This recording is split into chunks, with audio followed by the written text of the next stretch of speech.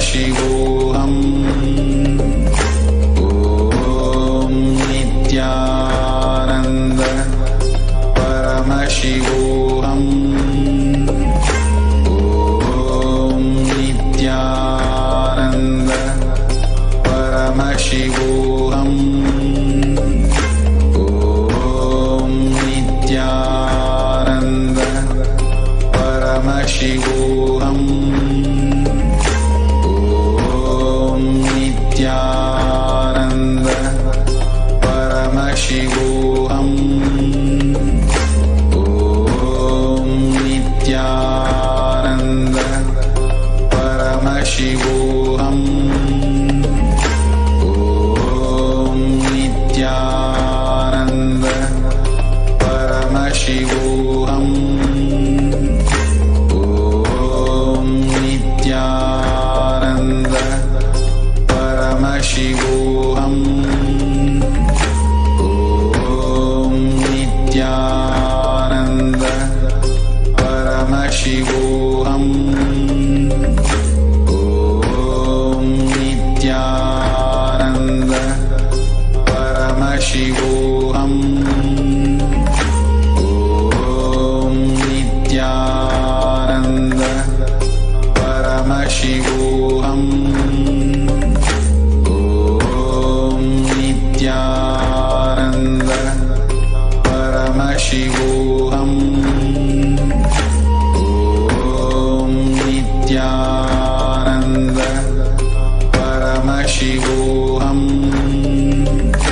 Om Nithyananda Paramashivoham. Om Nithyananda Paramashivoham.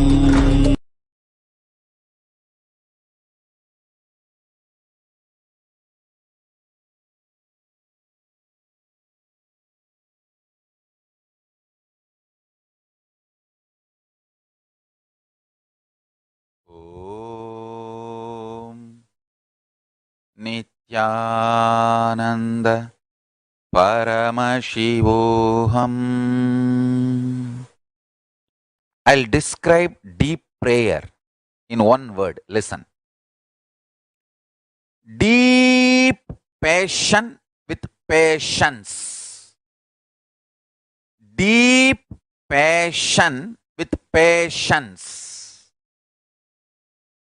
Intensely wanting the God's manifestation and extremely patient to receive till He manifests. Meditate on this, that's all. And continue to connect with Ganapathi, He will manifest. I bless you all. Let's all radiate with integrity, authenticity, responsibility, enriching, causing, living Shuddhatvaita Saivam, Paramashivoham, the eternal bliss, Nithyananda. Thank you. Be blissful.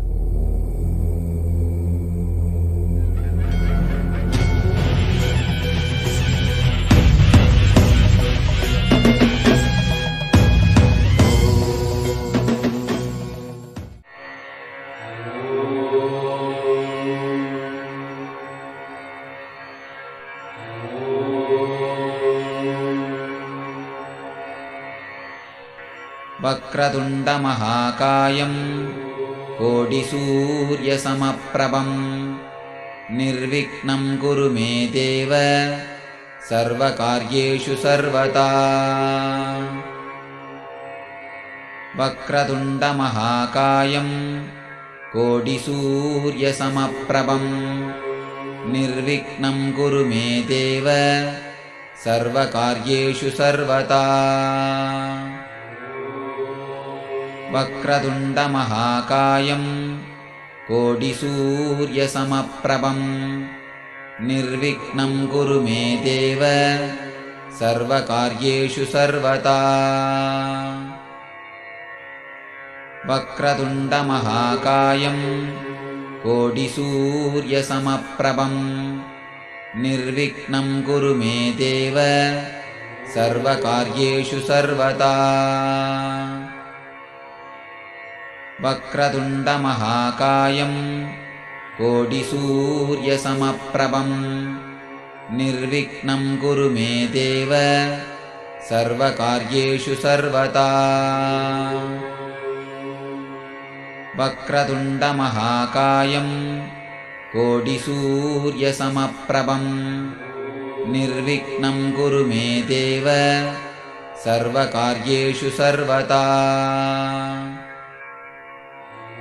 वक्रतुण्डमहाकायं कोटिसूर्यसमप्रभं निर्विघ्नं कुरु मे देव सर्वकार्येषु सर्वदा।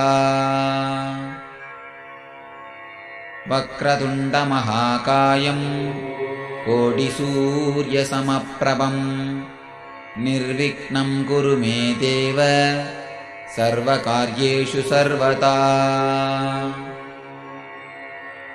वक्रतुण्डमहाकायं कोटिसूर्यसमप्रभं निर्विघ्नं कुरु मे देव सर्वकार्येषु सर्वदा।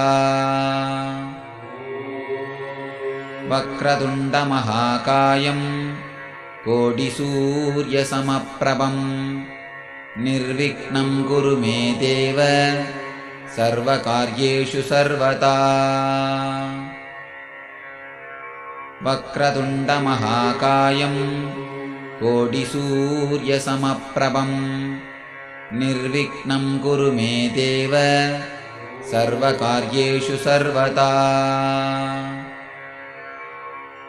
वक्रतुण्डमहाकायं कोटिसूर्यसमप्रभं निर्विघ्नं कुरु मे देव सर्वकार्येषु सर्वदा।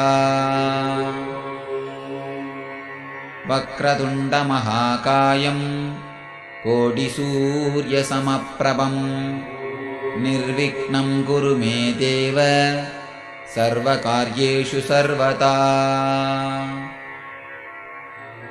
वक्रतुण्डमहाकायं कोटिसूर्यसमप्रभं निर्विघ्नं कुरु मे देव सर्वकार्येषु सर्वदा। वक्रतुण्डमहाकायं कोटिसूर्यसमप्रभं निर्विघ्नं कुरु मे देव सर्वकार्येषु सर्वदा। वक्रतुण्डमहाकायं कोटिसूर्यसमप्रभं निर्विघ्नं कुरु मे देव सर्वकार्येषु सर्वदा। वक्रतुण्डमहाकायं कोटिसूर्यसमप्रभं निर्विघ्नं कुरु मे देव सर्वकार्येषु सर्वदा। वक्रतुण्डमहाकायं कोटिसूर्यसमप्रभं निर्विघ्नं कुरु मे देव सर्वकार्येषु सर्वदा। Paramashiva, myself, manifesting, using this body, muscle memory, biomemory and bioenergy,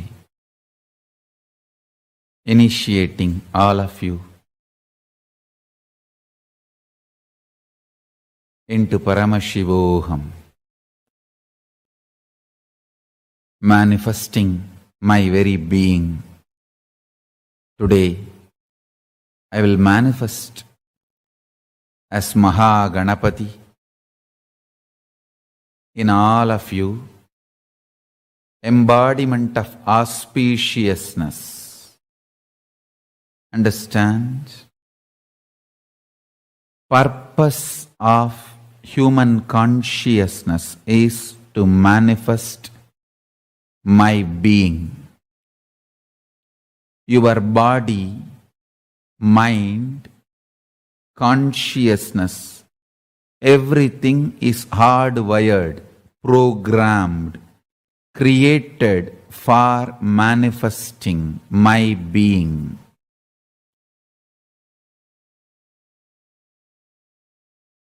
Anything you think as your priority other than manifesting my being is delusion. You manifesting my being, making the world manifest my being is the only priority. Understand? The universe came into existence by my will just to celebrate all of us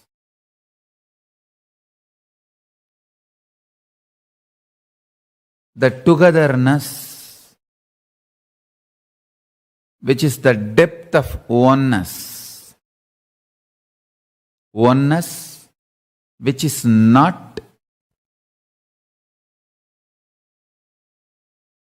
falling into any delusion, even if that oneness becomes multi-level universes, beings, existence. Oneness never gets broken. Oneness never becomes multiple reality. Oneness never gets deluded. Undiluted, undiluted, absolute oneness remains as oneness, even though the multiple universes are appearing.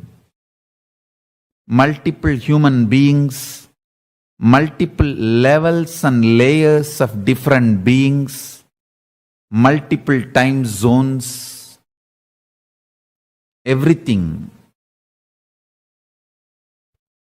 does not delude oneness.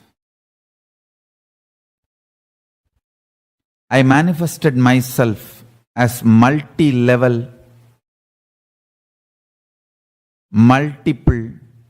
multi-dimensions of the universe, and listen,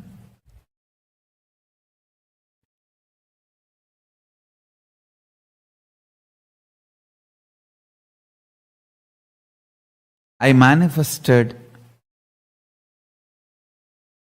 myself as many for all of us to enjoy everything together. Togetherness is not anti-oneness, it is intense oneness. Intense oneness is togetherness. In microscopic level,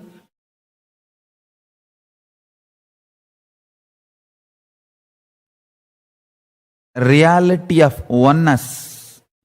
In the macroscopic level, reality of multiplicity continues to remain rooted in oneness.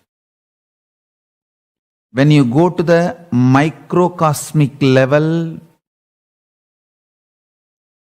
it's pure oneness. When you go to the macrocosmic level, it is infinity. The infinity and oneness is same. Oneness is celebrating itself as infinity in multiple ways. Today,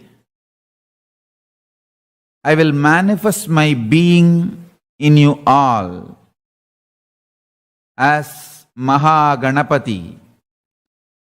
Neurologically, you will feel the absolute unclutching, the state of Paramashiva. Emotionally, you will feel absolute completion, the space of Paramashiva. In your depth, you will feel all the powers of Paramashiva in your life. In your being, you will experience me as Paramashiva.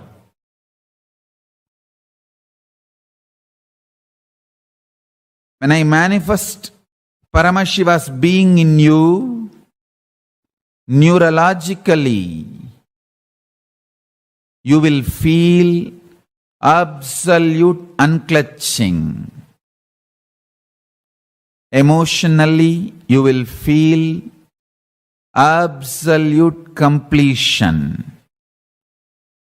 In your reality, you will be manifesting all powers of Paramashiva. in your being, I myself will manifest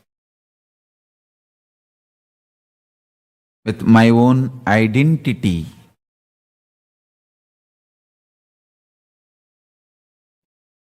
Your identity, empowered by my identity, is your real identity. Your identity feeling separated from my identity is powerlessness, delusion. Your identity empowered by my identity, your identity empowered by my identity as the source of your identity is manifesting my being. Your identity is not against me and my existence. Your identity complements my being. When you understand your identity complements my being,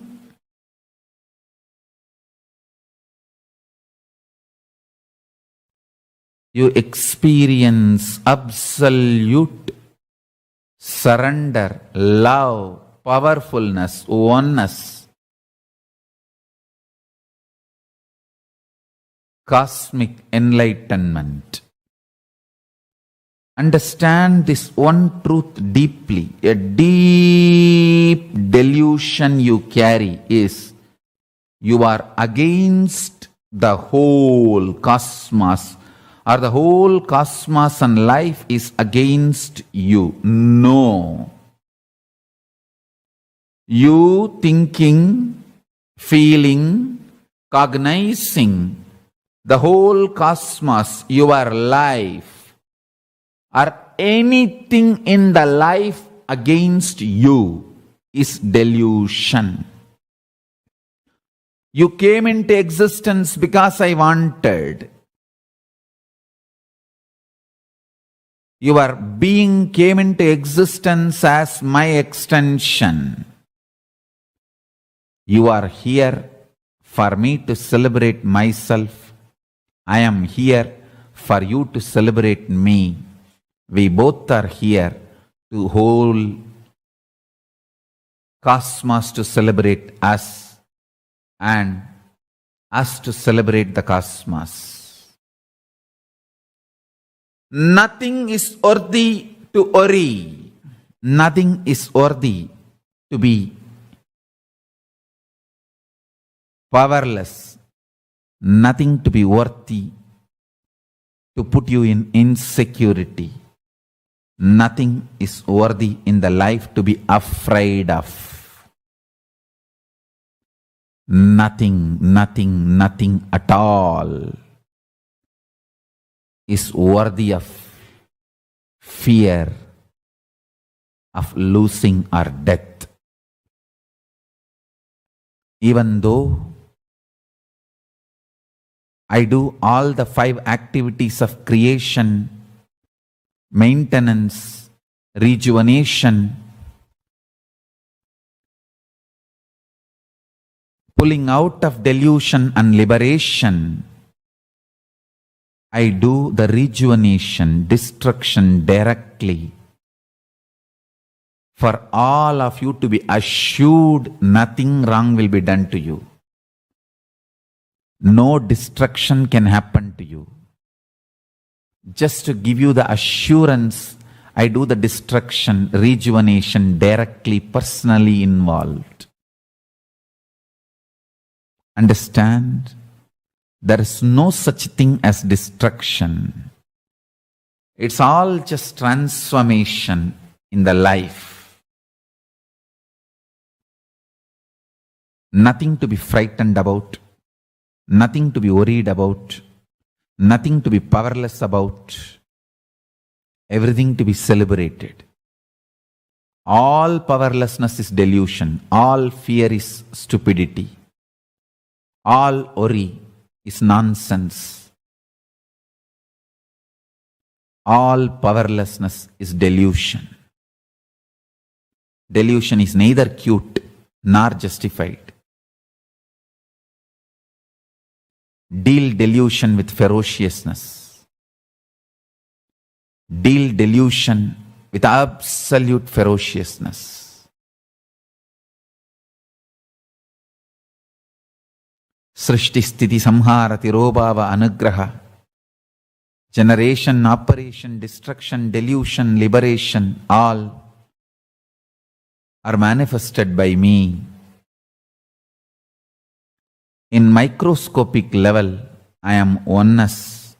In macroscopic level, I am infinity. In the microcosmic level, I am oneness. In the macrocosmic level, I am infinity. Infinity and oneness is made up from the same material called me, Paramashiva. The me in this body, the me in your body is one and the same. The me in this body and me in your body, both are deeply in love with each other, intimate with each other, absolutely in oneness. We do not know separation and we have no separation. We are here to celebrate each other's existence. There is nothing in the life which can cause worry, inauspiciousness, fear, violence, feeling violated, anger. Nothing at all. I commit with you. I take the responsibility to break the ice and propose to you.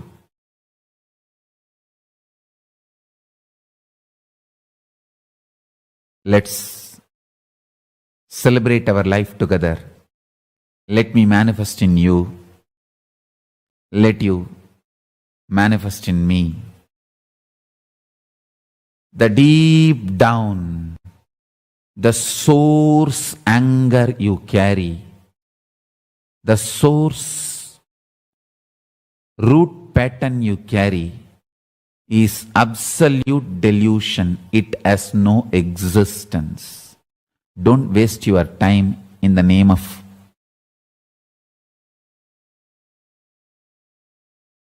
root pattern, delusion.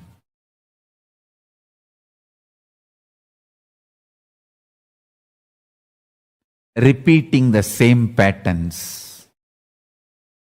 Repeating the patterns is disrespecting your being. Wake up ferociously. Decide to break from all patterns. Today I initiate all of you. I'll start manifesting as MahaGanapathi auspiciousness. You will experience absolute unclutching neurologically, absolute completion emotionally. All the powers of Paramashiva, myself, in your reality.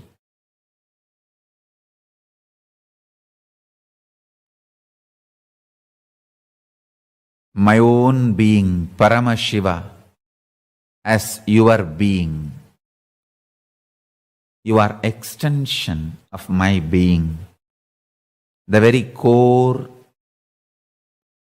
truth of universal existence. In microcosmic level, you and me are oneness. In the macrocosmic level, you and me are infinity. Infinity and oneness is same. I commit with you all, I will make you all understand this multi-dimensional existential logic of oneness and infinity is one and the same. Oneness and infinity is different in binary logic. Oneness is infinity and infinity is oneness in multidimensional existential reality logic.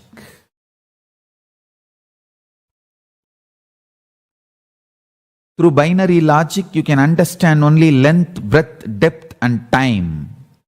4 dimensions of my existence. But actually, I exist in 11 dimensions. I will raise you above the binary logic and make you experience absolute oneness and absolute infinity is one and the same. You and me are one and the same. We became many to celebrate the existence, not to get lost in the existence. I am not poet. I am not giving you hope. I am not self-confidence teacher. I am here to tell you the cosmic truth as it is. I am Paramashiva. The me manifesting in this body and the me manifesting in all your bodies is one and the same. In microcosmic level, microscopic level, we are oneness. In the macrocosmic level, in the telescopic level, we are infinity. Infinity and oneness is same. Whatever I am talking, I am not talking just from cosmic archives. I am talking from the cosmic archives which is programmed inside your bioenergy. So whatever I am talking will sound as truth inside your core deeply. You cannot deny me. I am very subtle but very powerful.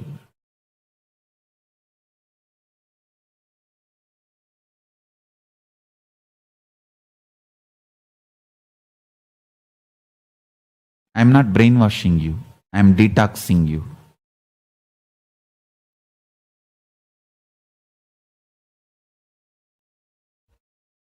I am just awakening you to the multidimensional logic of the universe. Celebrate infinity. There is nothing to be afraid. Nothing to be afraid. When you were a child, you thought many things are too important for your life, and if you lose your bicycle, you may never be able to survive in the world. You might have thought, if you lose some of your toys, your whole world will be destroyed.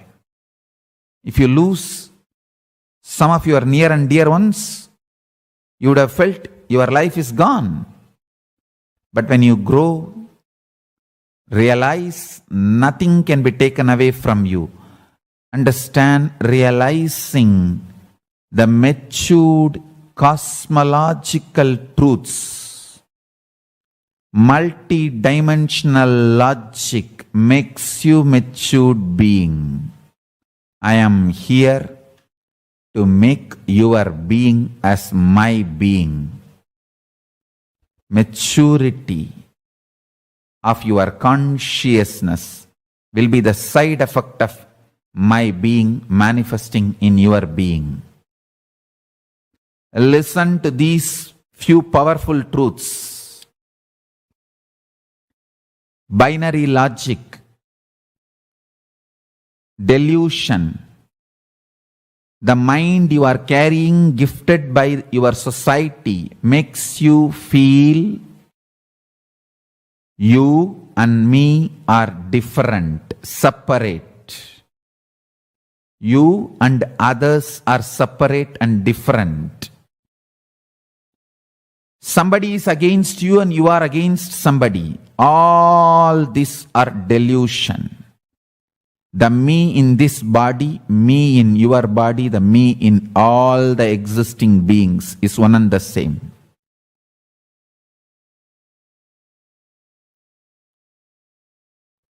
The me in this body is manifesting, now initiating the me in your body.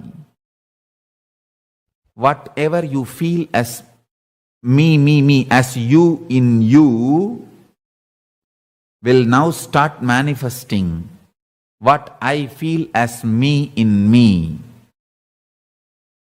You will understand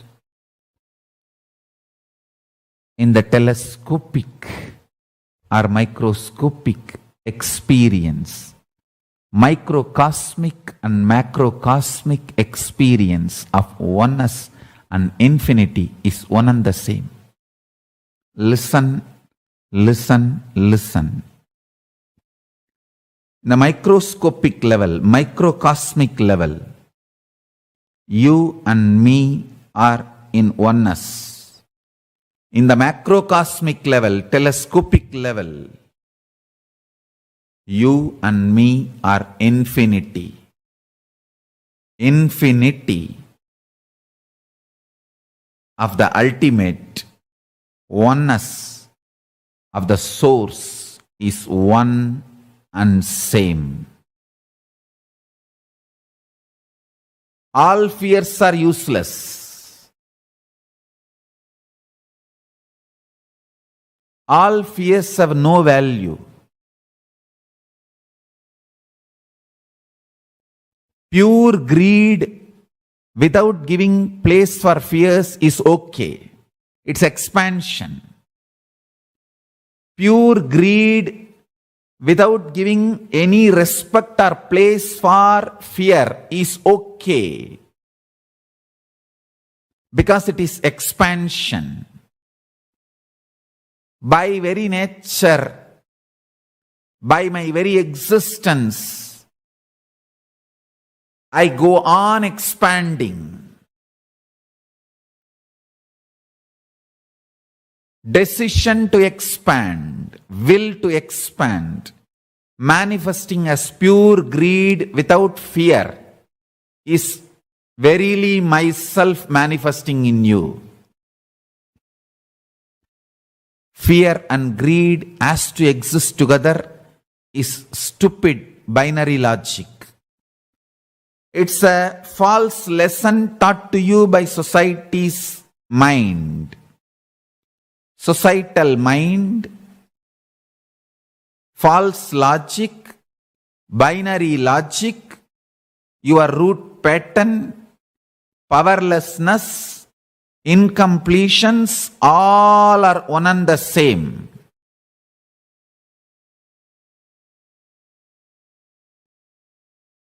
Today I initiate all of you. I will manifest as MahaGanapathi,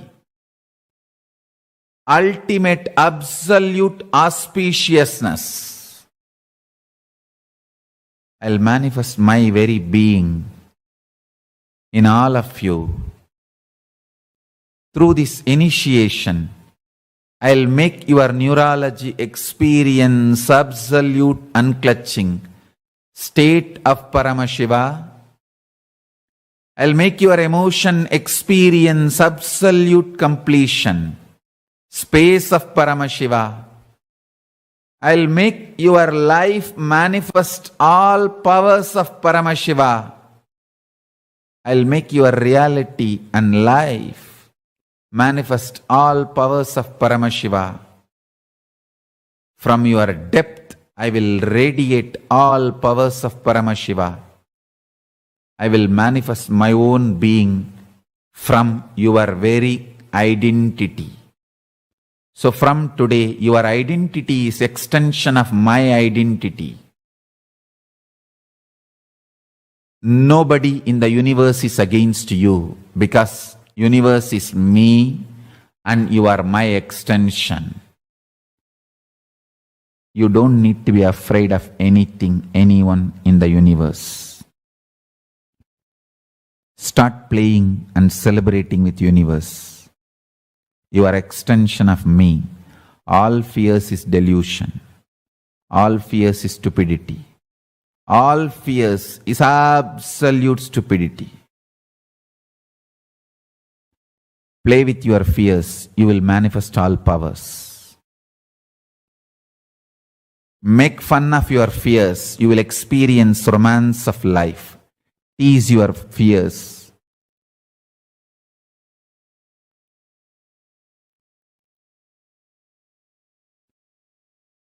You will experience absolute completion.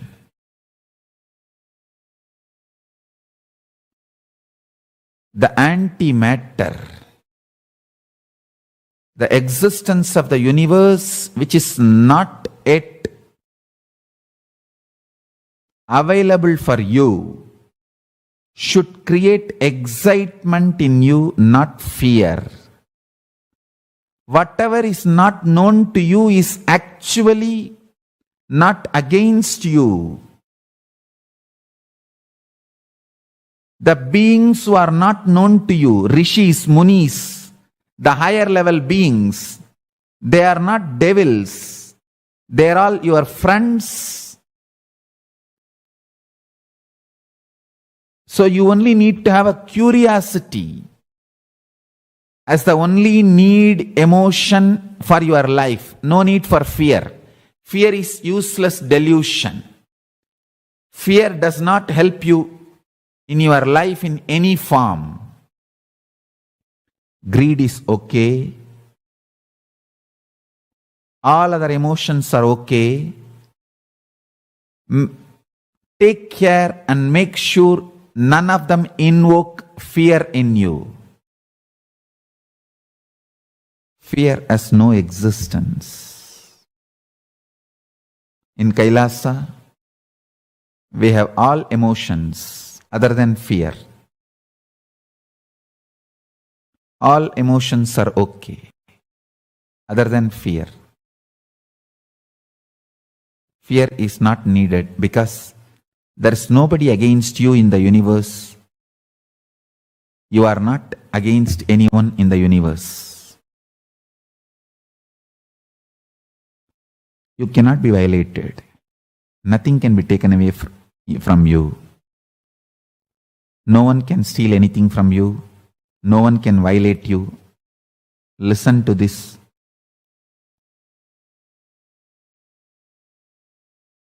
This is the way you are hardwired. Your bioenergy is hardwired.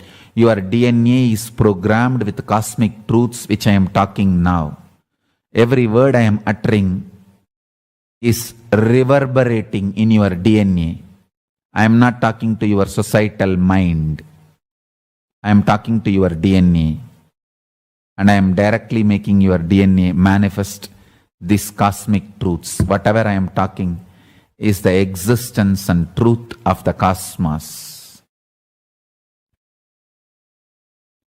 I am revealing the truths as it is from the cosmos and cosmic archives, Akashic records. From the cosmic archives, I am revealing the truths as it is. Your DNA carries the whole cosmic records in a microchip form. The whole cosmic record, whole cosmic knowledge, the whole cosmic memory, the whole cosmic programming, the law, software, programming with which the whole cosmos is functioning. The same program is in your DNA. Now I am just awakening it. I am rebooting and cleansing all the viruses, delusions, unnecessary confusions and localized ideas, and awakening the cosmic truths in your DNA, in your very bioenergy.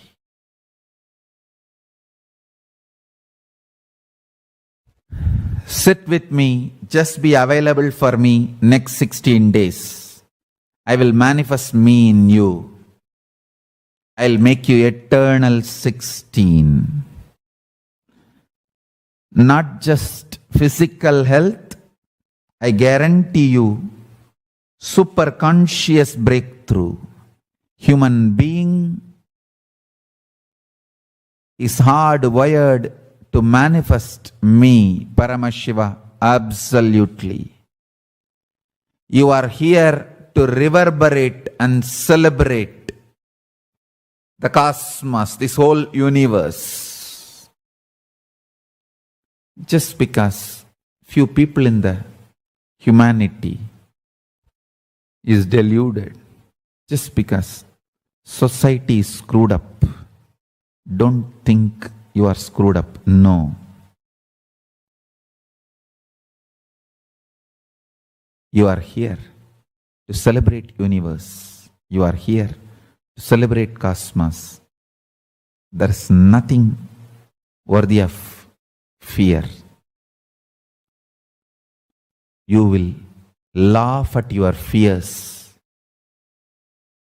when I manifest in you. The earlier you laugh at your fears, better for you. Tease your fears. That is the foreplay with death.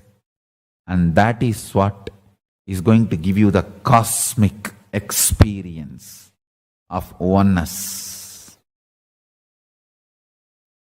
Death has no existence. Fears have no existence. Neither death nor fears are real. I am not giving you any philosophy. I am not even talking to you. I am talking to your DNA. You don't need to remember all these truths. I am awakening all these truths in your DNA. They will remember you. They will do what needs to be done. You just be available for me next 16 days. I commit with you with all my integrity. I love you. You are me. You are my extension. Just because you are my extension, I will make sure you enjoy the whole universe as I enjoy. This whole universe is my extension and I am celebrating it. I will make sure you manifest my being in your DNA and you enjoy this whole existence ecstatically. You celebrate this existence ecstatically. Nothing to be afraid of. There is nothing to be worried about.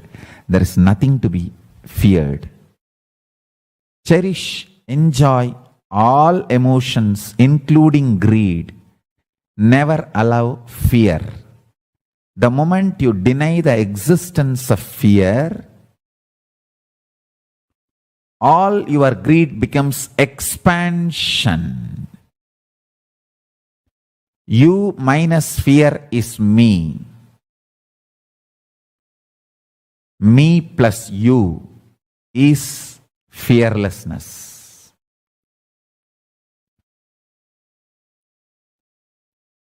There is nothing which can violate you.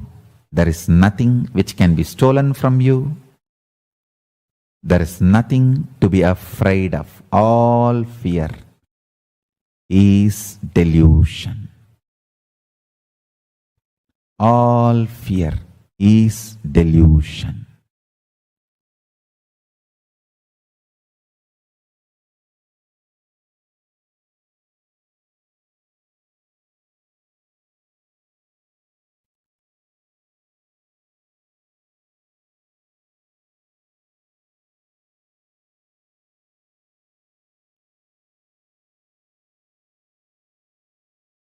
Om Nithyananda Paramashivoham. Om Nithyananda